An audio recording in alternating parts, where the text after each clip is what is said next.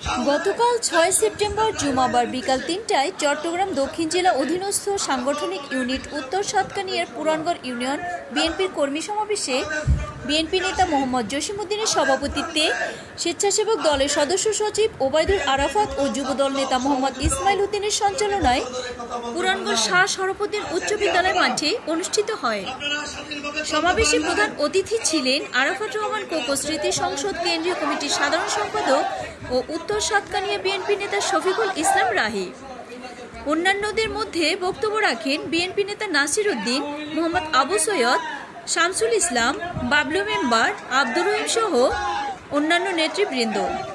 প্রধান অতিথি তার বক্তব্যে বলেন, ষড়যন্ত্র মোকাবেলা করার জন্য সবাইকে ঐক্যবদ্ধ হতে হবে। স্বৈরাচার পতন দীর্ঘদিনের আন্দোলনের ফল। এদেশের জনগণই ঠিক করবে আগামীতে কারা দেশ পরিচালনা করবে। গত দেড় যুগ ক্ষমতায় না থেকেও বিএনপি এদেশে যতটা জনপ্রিয়তা অর্জন করেছে তা আমাদের ধরে রাখতে হবে।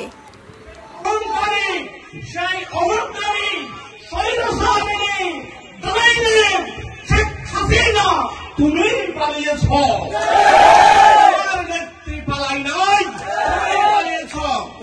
জনগণ তোমাকে বিতাড়িত করেছে। প্রিয় উপস্থিতি, আজকের এই দিনে আমি আত্মার মাত্রা কামনা করছি। 5 তারিখের আগে এই বৈষম্য বিরোধী ছাত্র আন্দোলনের এবং বিএনপির, জামায়াত ইসলামের এবং ছাত্র নেতাদের যে সমস্ত ভাইয়েরা নিজের সবচেয়ে প্রিয় প্রাণ, নিজের জান দিয়ে এই স্বাধীনতাকে আমাদের সামনে এনে দিয়েছেন, তাদের রূহের মাগফিরাত কামনা করছি।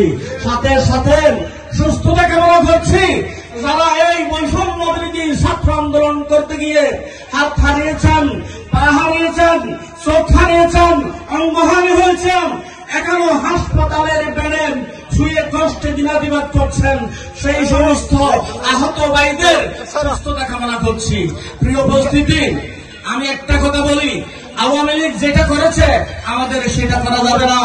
আওয়ামী লীগ কি করেছে? গুম করেছে, আমরা গুম করতে পারি না। আওয়ামী লীগ খুন করেছে, আমরা খুন করতে পারি না।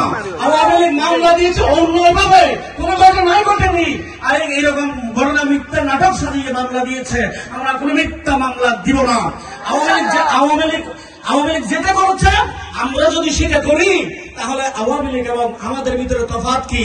আমাদের প্রিয় নেতা, আগামী রাষ্ট্রনায়ক জনাব তারেক রহমান শিখিয়েছেন, তিনি বলেছেন আওয়ামী লীগ যেই স্বৈরাচারী আচরণ করেছে আমরা যেন সেই স্বৈরাচারী আচরণ না করি।